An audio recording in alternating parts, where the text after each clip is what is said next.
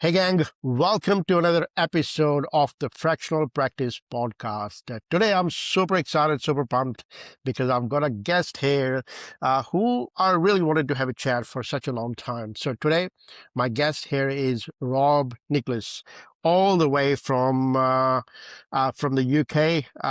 And Rob, welcome. Super excited to have you here and super pumped. Thank you. But Thank yeah, you, Rob, do Jag. you want to introduce yourself, please? Yeah, thanks for the invitation. Good to speak with you and your audience. Yeah, I'm here in the UK. It's deepest, darkest winter here, so you've certainly got the better weather in your part of the world.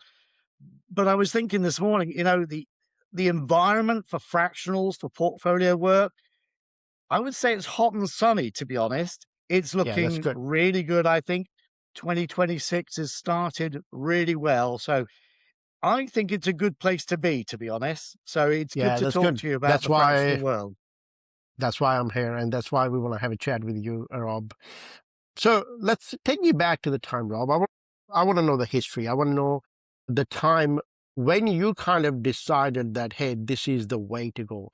That full-time gig doesn't kind of work anymore, and I want to go fractional. And I know at the time, probably when you started, fractional probably wasn't the time, like wasn't the name Mhm, everybody kind of gave, right? mhm. So love to know, when did you decide that? So a bit of background. I've been back in the UK 6 years now. Before that, I spent 24 years working in the United States. I left the UK in the late 90s, went to work for a global technology firm. I'm an accountant by training, and I went out there as a finance director for a number of businesses. And the 2006-7 crash came, great financial crash. And I was a very expensive expat in the US. And my employer said, "Here's a ton of money. Go away. We don't want you anymore." And I was like, "Okay, that's fine." So I basically retired. And then Yeah. about 2012, I figured, okay, I can play as much golf as I want, but I really missed working with businesses and solving business issues and growing businesses. So basically, before fractional portfolio work started, I basically became an advisor, a consultant in the United States. I was on the West Coast out of Phoenix, and I traveled to basically all the southwestern states, companies in around Scottsdale, Arizona, Tempe, Chandler, and basically advising them as a fractional CFO. Wasn't called fractional at the time.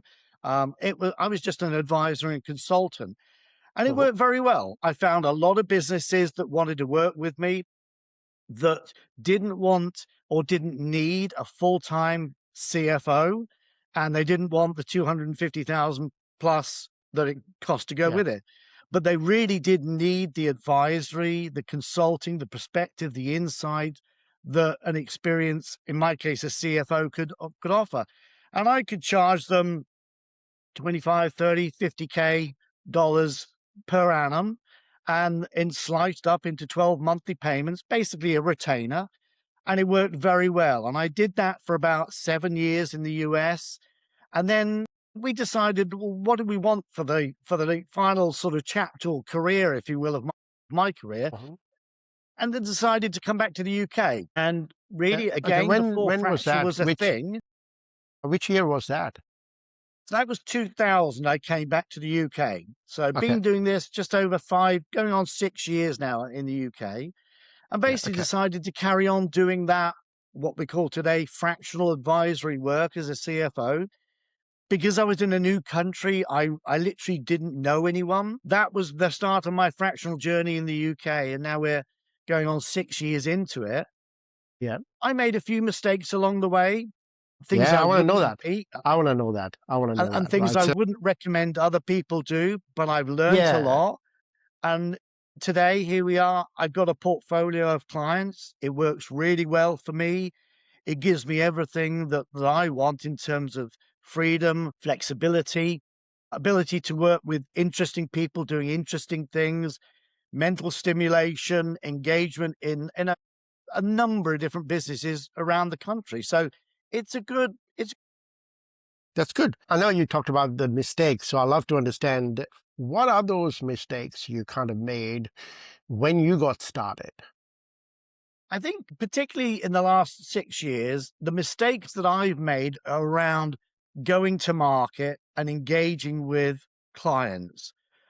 What I initially did was What does that I mean? engaged and associated with one of the large brokerages of fractional portfolio services, the CFO Center or the FD Center. And that was a mistake. That was a All right. mistake. That cost me about a year in terms of client engagement. And with hindsight, I mean, other than the major problem, which is they take a ton of cash out of your pocket every time you invoice a client, 40% in the case of the CFO Center, and I didn't need to do that. What I found was I was doing all the work, engaging with clients, networking with clients, incurring expenses on behalf of the CFO Center in my case, but then only pocketing 60% of the earnings. And the additional learning was that they had trouble finding clients. They had a very dated CRM system. And I was out there every day meeting people at networking events, bringing in clients. But then all I was using them for was an invoicing platform. So that was the biggest mistake and learning was I didn't own the client relationship in that time. So, as you know well, owning the client relationship as a fractional or portfolio executive is really crucial Yeah. because you don't need a third party in between you and the client. And that was the biggest early learning that I had is I want to own the client relationship. I want to retain all of the margin that I generate from the client. I don't want anyone else in between. And the final point I would say is these brokerages, or as I call them, stealers, basically will run you in a beauty parade in front of a Yeah. client. So, you bring in a client, the platform will then put you up against two or three other fractional executives, and the client gets to choose which one they like the best. Well, I didn't like that because if I'm bringing the client opportunity and I don't want to have to do a beauty parade to win the client. So I basically quickly realized that that was not a good solution for me and that going direct, going independent was the best route to market. Yeah. So So that was that's the biggest learning, to be honest. oh, that's good. What are the other, like, you probably sort of seen people doing it as well now. Uh, if somebody's sort of now kind of moving on to that point, what are the ways, like, I know sort of seem easy for a lot of people that, they can go to these brokerage or they can go to these companies to help them. What do you think that most people kind of get attracted towards that kind of businesses? I think, to be honest, not to be disrespectful, but I think it's a lazy way of going about business. It seems easier to have someone else to outsource the business development and finding clients. It seems easier to do that. The trouble is, those organizations have inordinate problems finding clients. In the case of the example I gave, they basically cold email about 10 to 12,000 businesses per day, just cold Wow. emails, so spam emails. And that's Yeah, not that's how you build a fractional portfolio. What you nah. do is, and we'll talk more about this, is you build relationships over Yeah, a period of time. It might be a coffee yesterday, a lunch next week, a meeting, a third party, a referral. You build a relationship. And that is a far cry from cold spam emails, which is what yeah, these large brokerages do. You need to build a relationship. And for that, you often, as I talk often about this, is you need to build a network of people that will support you, cheerlead you, refer client opportunities to you, and they'll talk well about you in the room when you're not in the room. yeah. I think that's a really good point because people kind of get lazy. They kind of bring the same mindset as an employee to the Right. fractional world as well. And I feel, a lot of Yeah. people don't want to do that BD work, which is kind of mandatory if you are kind of thinking of going this path or running this path, right? Or going, fractional. It seems an easy Yeah, way to go about it, but you lose so much by going through a third party. You that's lose the right. client relationship, and you really need to own the client relationship in a fractional workspace. You don't need someone else in between telling you or advising you or talking to the client. You want to own that client relationship. And that means you need to go direct. And, I don't mean to be disrespectful to those people that use the brokerages, but Yeah, you lose 40% off the top and you don't own the client relationship. And those that's right. two are just fundamental problems for me. Yeah, yeah. Anything else you kind of picked up during those early days, which now you kind of consider as that was a good learning curve? I mean, this one is a I big think one. the thing I always come back to is networking is a bit of a game, and you can go out there networking, trying to seek opportunities. But what I realized over the last 5 years, particularly in the UK, is you need a network of people around you, referral sources, deep, deep trusted relationships with people that they know you well, that they know who you work with, and they know the outcomes that you can help generate for your clients, whether that's in the marketing world, in the resources world, in the finance world, whatever discipline that is. You need people to be talking about you to other people. And for me, that's probably 50% of my inbound opportunities come through referrals So and how through do you do people that that, know me. Rob? How do you do this now? So, for example, if somebody is kind of now, just getting started, probably a few years in, and still kind of relying on the past network, which where they work in the past. Now they kind of want to get into the next level, want to engage and network. What do you recommend people to sort of go about, finding that group of people? So I think that the game is don't go wide, go deep. It's about, going to a networking event, there might be 80, 100, 120 people. Yeah, That's a bit pointless if you talk to 3 or 4 people. You want to identify who the key people are, who are the rainmakers, who are the people that have influence in your geography or your discipline, and invest time in those people. Now, I'm quite fortunate now that within my region, I'm one of those gatekeepers, if you will. So it's turned on its head is that people come to me now looking for my network and my that's good. relationships. But you have to invest time with people, and that's a lot of shoe leather, a lot of coffees, a lot of lunches, a lot of networking events. But rather than going broad, my advice is go Got it. deep. Understand the key players in your world, the key influencers. How do you build trust and get their trust such that they say good things about you? Or you should Yeah. talk to Rob Nicholls. He's a good guy. He can help you. So it's rather than skating across the surface, it's important to go deep and build trusted, deeper relationships. And that might mean investing time and money and effort and lunches and dinners and understanding people.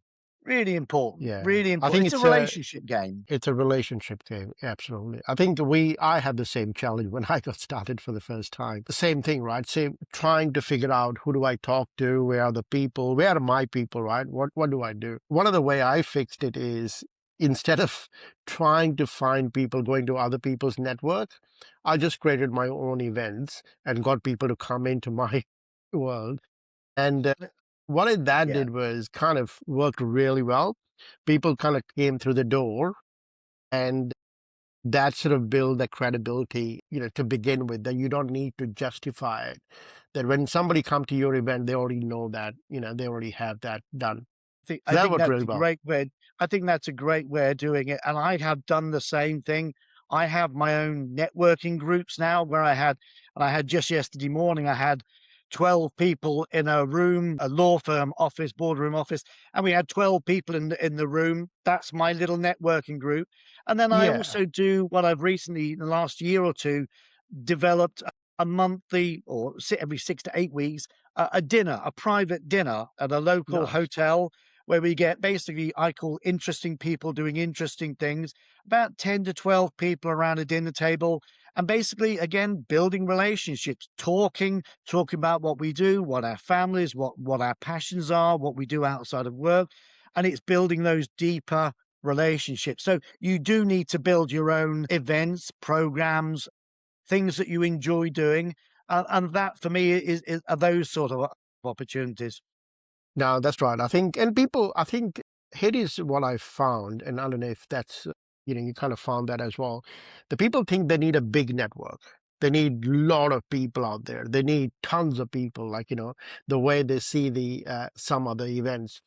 But you don't need that many people. You probably need 5 or 10 or 15 people who are in that sort of space, and that's it, right? That's kind of worked really well, rather than trying to figure out where are the 100 people or 500 people.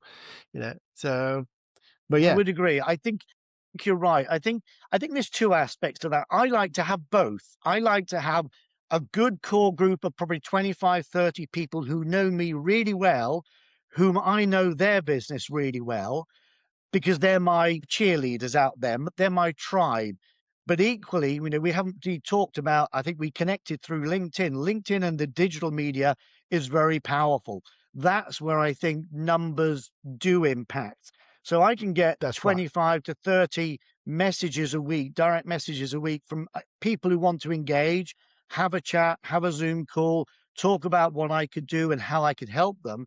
And that comes from having a relatively large digital network. So, you True. know, I talk about going small, but equally, I have 23,000 followers on LinkedIn and just under 22,000 connections. So I've got a big mouthpiece that I can talk to on a daily basis. I post on LinkedIn every day. I comment on LinkedIn every day. I add probably 200 followers on the digital platforms every week. So I think you need to play both worlds. True. Have a I agree. small tribe, people speaking good of you, well of you in your local region or your discipline, and then complement that with a good digital footprint. Yeah, no, absolutely. You're right. So talk to me about your practice. What does that, sustainable practice look like now for you to say, financially or operationally? What does that look like? So I'm maxed out right now in terms of my portfolio. I'm a fractional CFO. I currently run 5 clients on monthly retainers as a fractional CFO, but I'm also a board advisor and non-exec director. So I have a further 6 clients that I work with on quarterly retainers. So right now I'm running 11 clients, 5 on a week to week, touching them, visiting them, and the other 6 on more of a 6 to 8 week, maybe quarterly engagement. So I don't think you should really look to have more than 4 to 5 engaged clients on monthly retainers. So for me, that's a full portfolio. I don't think you can work more than 10 to 12 billable days per month.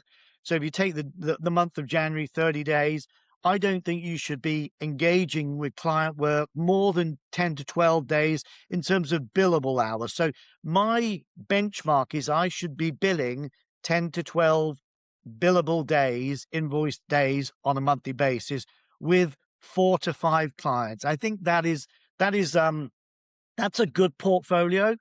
That gives you the ability to do the things you want to do, have the lifestyle you want to do the admin, and more importantly, do the business development. So I'm constantly doing BD work. I was meeting with people yesterday afternoon again. I don't work on Fridays. I generally don't work on Mondays. I play golf on Tuesdays. But getting the world around, getting your client work mixed in with what you want to do and giving you the lifestyle you want, I think 4 to 5 clients, 10 to 12 billable days per month is a good balance. You've constantly got to be looking to build that pipeline of opportunities, engaging with people such that, most of my clients, the average retainer now is 2 to 2.5 years, generally 2.5 to 3 years. I think that's a good bandwidth. You can't expect to stay people. I've got one client I've been working with just under 5 years in the UK, but you can't expect to work longer term. I think three to That's five right. years is a good life timeline, if you will. So, you've got to be looking for 1 to 2 clients. I will probably bring on in 2026, maybe 2 clients.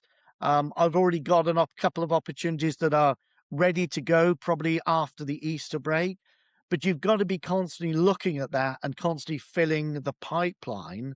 But you've got to get where you're comfortable. Some people, perhaps, who perhaps are perhaps more experienced in terms of age, maybe when you get to your late 60s, maybe you want to turn it down to 1 or 2 clients, perhaps.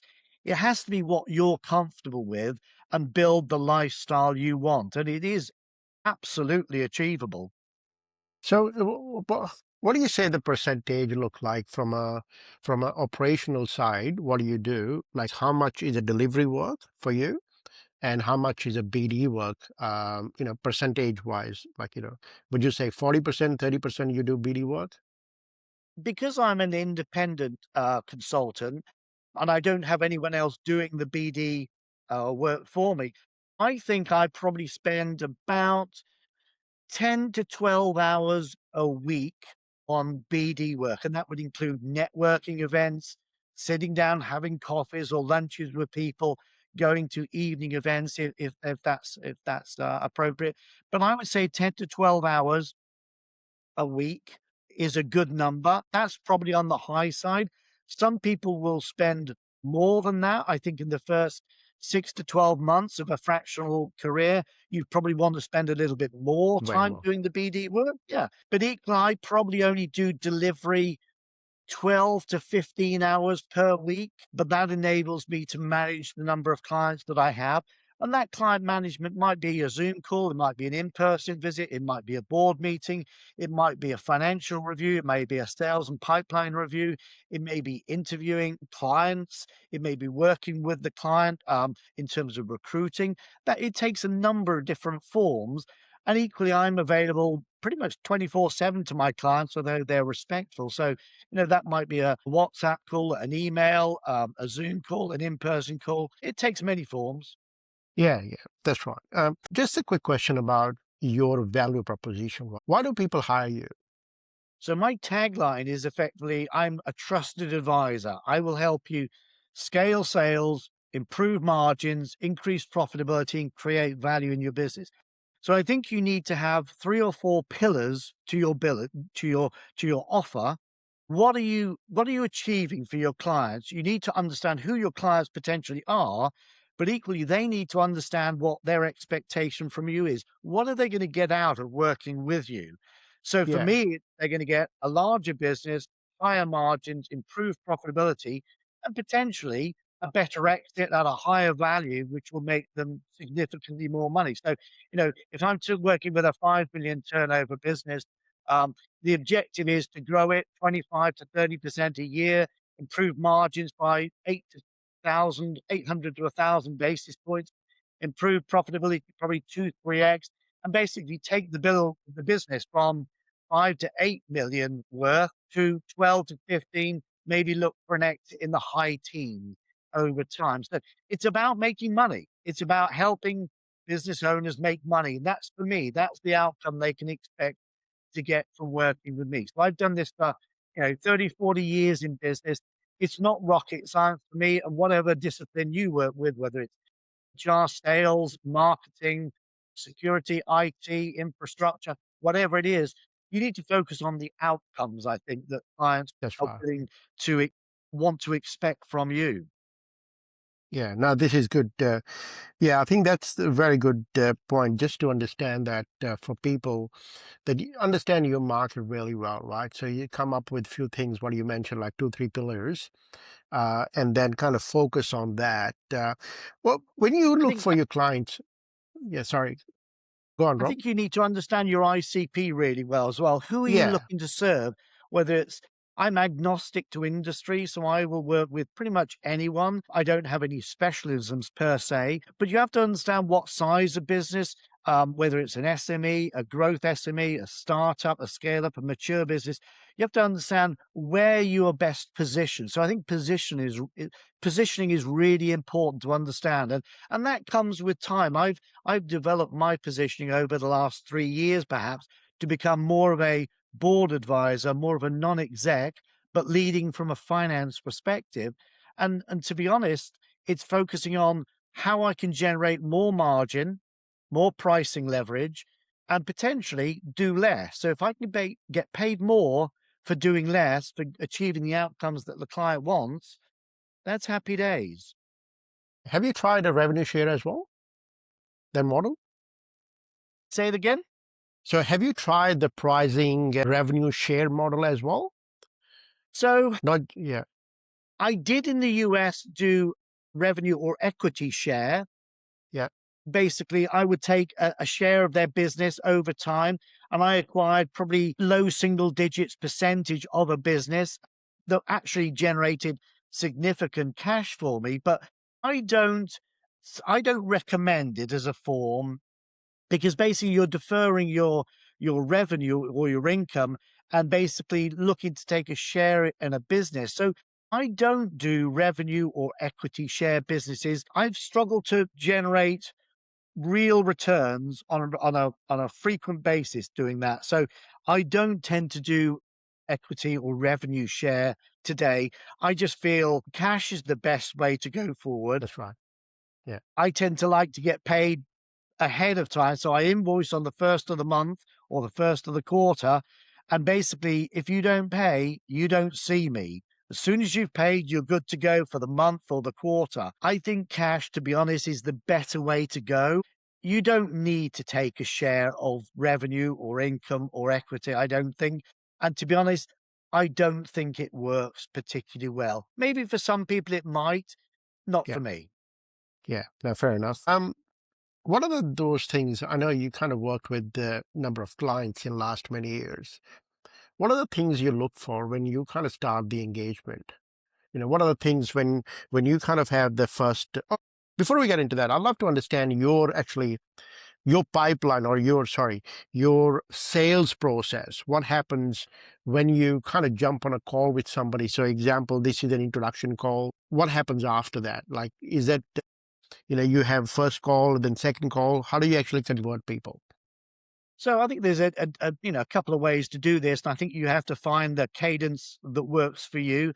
I like to do a little bit of due diligence before I jump on a call, so I'll look at company's house to understand who the client is. Obviously, going out into the public domain, looking to see who the directors are, what they look to do. I really want to understand the client before I get in front of the client.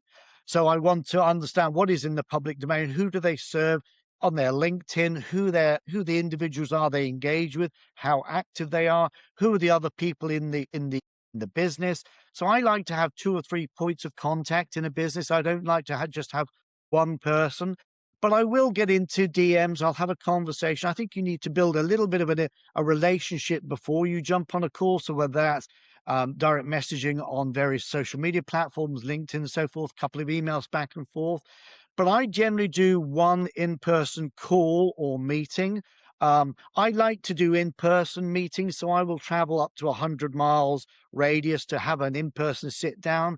I think it's always better than trying to do it over a Zoom call. True. Even, going on a Zoom call for 2 hours, you don't really get under the skin and understand the nuances and how people speak and how they handle themselves. I really want to get fairly close to the key individual in the business, whether that's the managing director or CEO. So I'll generally do one meeting, preferably in person, and that will mean driving to their offices or meeting them at a hotel or something and spending a good couple of hours listening to them, listening to what their issues are, what industries they operate in, what their history is, who they know, who I know, and trying to build a rapport, because I want to convert probably 50% plus of any introductions to a client opportunity. It may not necessarily mean that I get into their offices next week. It may be I start working with them in April or the summer, if you will. So there's a right time for the client. And if the client is not ready to move, then it doesn't matter how good you are in working with them, they're not going to move. It has to be the right time for the client and the right time for me. I like open and honest dialogue. I like to understand. I like to have a couple of other sources to sort of say, oh, yeah, they're a good person or they're trustworthy. Or I know them. I know their industry. So I like to do a little bit of due diligence before and after meeting with them. I've got a client opportunity currently in the Channel Islands, and I've done a lot of due diligence around their financials, around what they do, who they work with, who's in the company, even before I jumped on a call with the managing director. So I'm informed. I know their business before I sit down and have that initial one-on-one with them, however it is in person or a Zoom call. So what happens after that one-on-one? So, for example, you had a chat with them, first meeting went really well, and now you're kind of proceeding to the next one. do you come back and pitch them in a way that you have a slide pack or Yeah. something you present that this is how I I'm always going to be do is able to help? before I finish that initial meeting, I will always confirm with them what I'm going to do next. And I'll often punt it 3 to 5 days and say, look, we're meeting today, Wednesday. I'll get back to you by close of business on Tuesday next week. And I'll lay out what I think in terms of a draft proposal, maybe a work plan, what we can achieve together, what the timeline should be. And basically, at the end of it, that's when I'll just say, my fee is payable on a monthly or quarterly basis. We do a one-page letter of engagement, which is appended to that proposal, and a terms and conditions sheet. So really, it's a very short cycle. I like to work with them in less than 5 days from initial meeting to here's the proposal on their deck. Now you have to give them a leeway. I've got one or two people at the moment that are going to get back to me by the end of this month. So, hopefully by the end of next week, early the week after, we'll know whether they're ready to go, and we'll put them into the pipeline, and that will probably start either before Easter or after Easter. So it's a fairly short, condensed timeline. I like to keep things simple, a simple one-page letter of engagement that's appended to that proposal document. And again, that proposal document, I literally free format. I don't AI anything. I learned to, recycle what I learned in the discussion with them, understand, just kind of reiterating what some of their issues are. Maybe it's sales growth, maybe it's pipeline, maybe it's margin erosion, maybe it's pricing, perhaps it's staffing, whatever their issues may be, and look to give them a couple of high-level solutions. I'm not going to give them all the results. I'm not going to give them my crown jewels out the box kind of thing. Just lay things out for them. Lay things out in terms of what the timeline could look like over the next 12 to 18 months and what sort of expectation they should have for some of the outcomes. And then, as I say, we'll attach, here's the pricing, you know, good to go. I'll get back to you. Let me know if there's any questions. And generally that suffice. I don't generally go back and have another meeting. They may ask to meet with a member of staff or a board director or their co-CEO, co-managing director. So it's a fairly short cycle, fairly short cycle. I don't think you need to complicate it. Have you kind of gone into some sort of high risk engagement that which you realize later down the track, holy crap, what did I get myself into? Um, They've Has been it ever into a happened? couple of situations where they've had business coaches in the business and things have gone south very quickly. I worked with one IT services company that basically had lost control of their pricing discipline. Their margins had gone south. There was no sales growth. They basically taken on too many costs into their business. So you'll often go in with some fairly easy, low hanging fruit things that we need to advise them as to do. Costs are Yeah. one of the obvious ones. Margin, pricing are the other two that I look at primarily. But you need to get in for maybe 60 to 90 days to understand the business, to understand how it's operating, talk to individuals in the business. Um, the worst case situations are redeemable. You can recover, but it just extends the timeline of what you're trying to achieve. And pricing is one of the biggest ones I find. Too many clients that don't generate any margin, prices that haven't been appended, haven't been changed in 2, 3, 4 years, lack of growth, too many products, trying to do Would you too say many that things for too many is people. just too low, the price for a lot of people? They're not charging much or Primarily too low. They basically let their margins shrink because they were afraid to put through price increases, not understanding their clients well enough to understand where they could put pricing through, maintaining products where they were basically making no money. So for me, that's fairly easy to go in and help them understand these products or these customers are not making you any money. You need to get rid of them quickly. And that's a fairly short order in the next 2 quarters. You can exit those clients or products and improve profitability and then maybe put through one or two price increases as well. But how do pricing you is a deal with is that? a very powerful lever. Yeah, how do you deal with that? When somebody sort of, you walk in there and you say, hey, this is a very low margin product or the service you're providing, and I want you to increase the price by 30%. How do you deal with that when you get a pushback from a lot of founders or So CEOs? you will get pushback. You will get, that fear is that we'll lose customers and you will Yeah, lose a few customers. But equally, the incremental clients that you bring on board at the higher pricing will always compensate for any loss of margin. And so I think a lot of it is you need to show perspective. You need to show the owner or the client what's worked for you in the past, what other businesses are doing, what you've seen elsewhere, and bring other perspectives. One of the things I find is that most operators, most owner managers have no clue what goes on in other businesses. All they That's see is right. their business. So if you Yeah. can bring perspectives and insight from other businesses, other things you've seen, and as long as you've built up that relationship fairly quickly and they have a level of trust with you, I think it will carry the day. Is that most of my clients implement most of my recommendations fairly quickly and they see generally a positive outcome. So I think again, it comes to relationships is you need to understand the client and they need to be open and honest with you and you need to share your knowledge and insight. Yeah. Look, I have this one rule, Rob, in my world that I would rather be the most expensive in the market than the Right. cheapest. Yeah, yeah, I'm absolutely right. I'm like you. I'm Apple pricing. I'm right Yeah. up there, you know. Right up there. I don't Right. want to be So, down here. You get what you pay for. I like to be I like to be a little like a Tiffany gift box. I'm reassuringly expensive. And I yeah. think that goes to the perception that the client has of you and what your Yeah. outcomes can be. Yeah, absolutely. Look, I'm fully into that. We sort of started when I started my marketing agency. I developed a system called a perception marketing. So what I used to do is people like IT companies. I worked with tech at the time.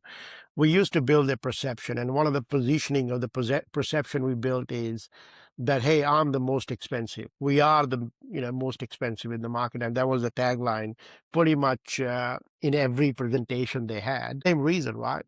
Just so that people can have that association that these people are the most expensive, and by becoming most expensive kind of becomes, hey, they must be much better than everybody else. I They agree. must I be agree. good. I think that's great. I think you get what you pay for, and I Yeah. think it gives reassurance, and that positioning is so crucial. And the number of people that I meet in the fractional world that are underpricing the value that they Way too can much. achieve for their clients, and therefore they underprice their services. So I agree. I think reassuringly expensive is a good way to go, and I don't discount for anyone. Yeah, that's good. What do you think, Rob? I know when people are kind of coming into this world, like they want to start as a fractional, they want to start their practice, they want to have few portfolio clients. What is that identity shift they must have? What are the few things from an identity perspective, you reckon? I think it's critical. I think it is a mindset shift. You're no longer an employee. You are a business owner. And I think you need to treat it as a Yeah, business owner. You're not on the clock. Everything you learnings you have, the mistakes you make, they add to your portfolio, if you will, in terms of the skills. So it is a big mindset shift. You're no longer a full-time W-2 employee. You need to get out there, you need to people, you need to price appropriately, and is absolutely achievable. Everything's on you. You can take that's whatever right. time you want. You can go on vacation when you want.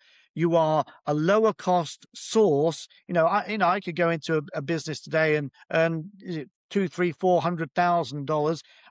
But equally, they can get the same from me for maybe 20% of the price, but get 80% of the outcome. It's a far better solution for clients to work with a fractional portfolio executive because you get what you pay for. You really Yeah. do get what you pay for, and I think it's growing so fast, Jag. It's just ridiculous. In the 6 years I've been doing it in the UK, we're probably three, fourfold the number of individuals that are coming into the fractional world. I think it's going to happen more and more. It's growing at probably 30% a year right now in the UK. In the US, a little bit slower. Elsewhere is growing fast. I'm talking to people every day about this work style. Um, I Why do you think think, what's the 2026 reason? Why do you think it's so I happening? think Why? 2026 is going to be a year where headcounts are frozen in corporates, enterprises, from SMEs right the way up. I think headcounts are going to be frozen. People who become very expensive in their C-suite roles will be exited much, much quicker today. And so there's an awful lot of people who are 40, 50, 60 in higher cost C-level roles, often C-level roles, who will be exited with a package for maybe 6 or 12 months that they'll get, and they will be looking to portfolio roles. The supply is not an issue right now. The issue finding client opportunities to match with the supply of fractional talent. Tons of people. I run a community that I think you're part of, the fractional community. There's over 1,200 people already in that, and it's only been going just over 6 months. So it's the fractional community is growing rapidly. The supply side is growing rapidly. The demand side is an awareness issue. I think a lot of business owners are realizing what the opportunity is, the talent they can get, and the price of that talent is inordinately less than they would have to pay to a full-time employee. It short circuits. You can spend 6 months looking for a CFO or a CMO or a CRO. You can get me Monday next week if it's right for That's right. both of us on a Yeah. simple, 30-day retainer, quarterly retainer, 30-day contract that is severable on either side. So it's a good deal for business owners, and I think they're waking up to it now. Yeah, I think I find that as well on our side of the world, just because um, I would say 20 to 30% of my time at the moment goes to working with the founder and the CEO, helping them understand how to put a structure around so they can hire fractional people. Right, right. Because And I think it's rather an than, awareness and education yeah, issue. they just don't understand it. They don't Right. understand it. It's still, They think, I yeah, think we're probably in the second or third innings at best for the yeah, client engagement side. For the supply side, I would say we're probably in the sixth or seventh innings of the number of people that are aware of the fractional workspace, yeah. and it's growing rapidly Yeah, globally yeah, I from, think you're right. Look, Southeast I'm sort Asia of, to the Middle East, Europe. yeah, it's growing quite rapidly as well, right, at the moment. Just pretty much what you mentioned, that a lot of restructuring happening, and C-level or C-suite people are probably the right of the first target because people get paid Yeah, the most, right? Yeah. yeah. Where if somebody's starting now, so and they've been few years in and they're still kind of working and trying to figure out how to run their practice, how to manage the portfolio and all that, what sort of advice would you give it to those people now? So I think you need to build a cadence yourself. We talked a little bit about the networking side of things.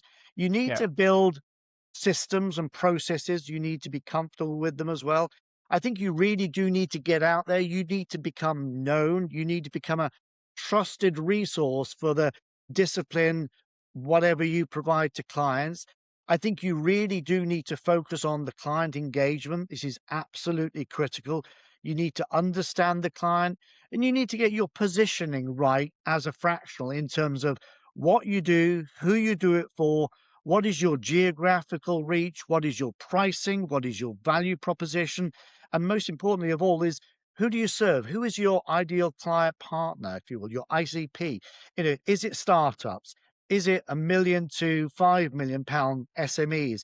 Is it 25 million to 250 million pound corporate enterprises? As for some, they'll fit in one or two of those boxes. For some people, they might fit into all of them.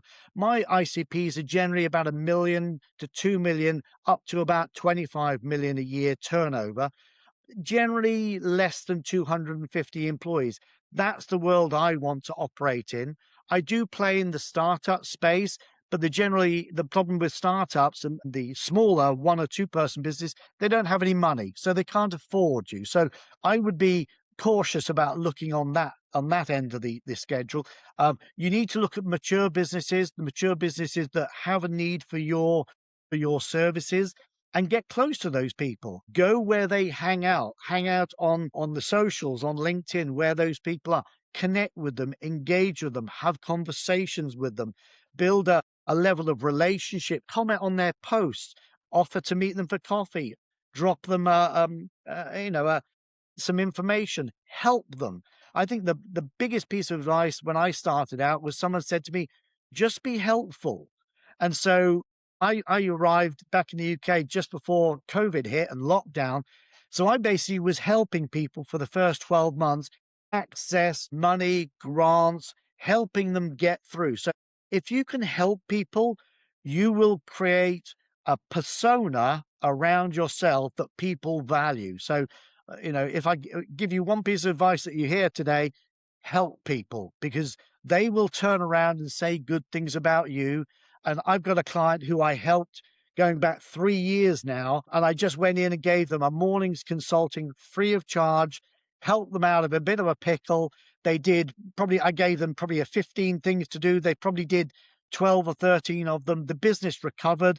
They came back to me about 18 months later, said, Rob, would you come on board with us as a non-executive director and board advisor?